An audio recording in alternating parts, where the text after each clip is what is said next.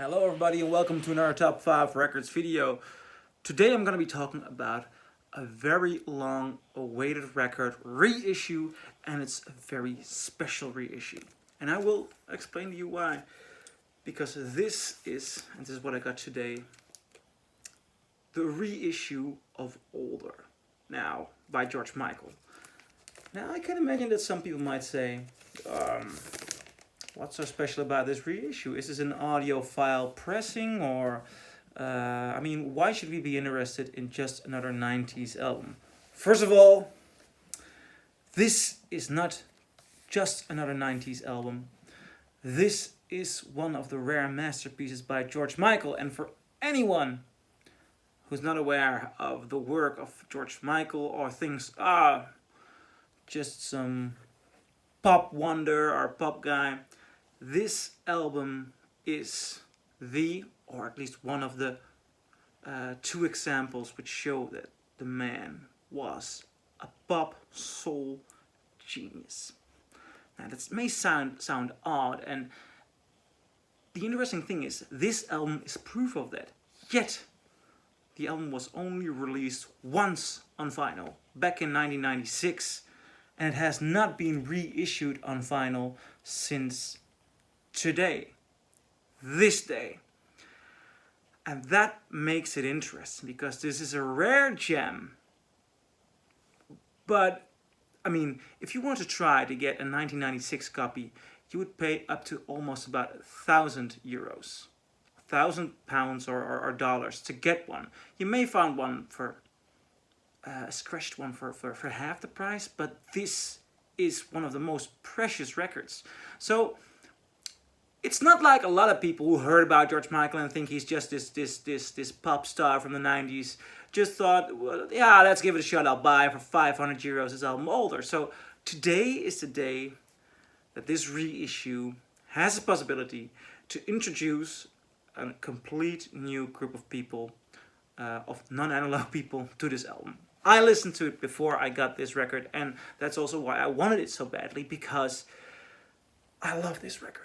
It is a beautiful, beautiful record, but yet I have only listened to it digitally. And that's one of the strange things in the experience of this album, digitally versus vinyl. Digitally, I really enjoyed it, but I got weary at a certain point. The digital version sounds a bit harsh. It does not have a very good representation of his voice, which has mostly to do with the dynamics of it, and not just dynamics, also the representation in detail. So when I got this one today, and that's also an interesting element to this pressing, the original LP has the entire album spread over one piece of vinyl. This one has the first one and a beautiful second one with great artwork. It's very nicely done, fold out, and in that this is a unique representation of this album. The idea behind it is unique. Now, the sound quality. That's a tough guess because I cannot compare it to the first pressing because I do not own €1,000 or $1,000 version of this album.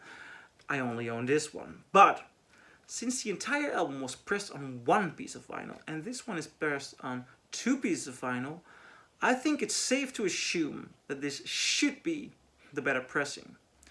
Nevertheless, I have not compared it, so I can't say anything about it. Reviews of the original one have people who started to complain that it was too much music for one piece of vinyl. So it is very likely that this is the best analog version. I've also compared it to a digital version, not a CD, because I simply do not have a CD player. I have compared it, switched the button on my receiver from the Spotify version to this one, and needless to say, this one beats the shit out of it. The digital one sounds so harsh, and I know this album has been recorded digitally. This is a digital recording, and they used the original.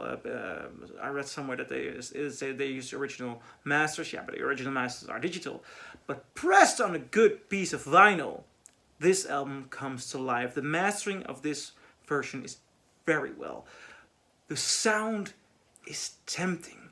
It was not mixed in the most dynamic way. I mean, the 90s were not the most dynamic period of time, but the vinyl does sound more dynamic than the digital version. And it does things to the experience of the music. This album is like a tempting whisper. You know, George Michael whispering into your ear, and he has a certain sensitivity in there, a certain charm, which really comes to life in the way his voice is represented here.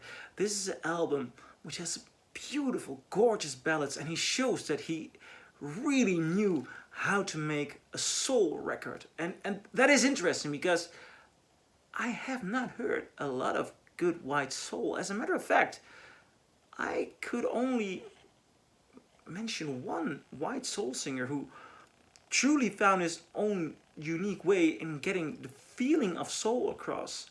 Being white, I'll dive into the difference between. I'll dive into that into another video, but rarely does it happen that something like that works out, and you hear it on this album. He sounds gorgeous. The dance songs are not pushing you towards the dance floor. You might dance with, you can dance with. It has a very nice beat, and there's a very good representation of the bass, which really gets you grooving. But you don't have to. The album is way too chilled down, way too relaxed to force you to do anything. Well, to force you to do anything but listen. This is one of the masterpieces of the 90s. And I'm so glad we finally have it on vinyl. This reissue was necessary and it sounds great. Leave a comment below. What do you think? Have you heard it? And agree, disagree, and see you in the next video.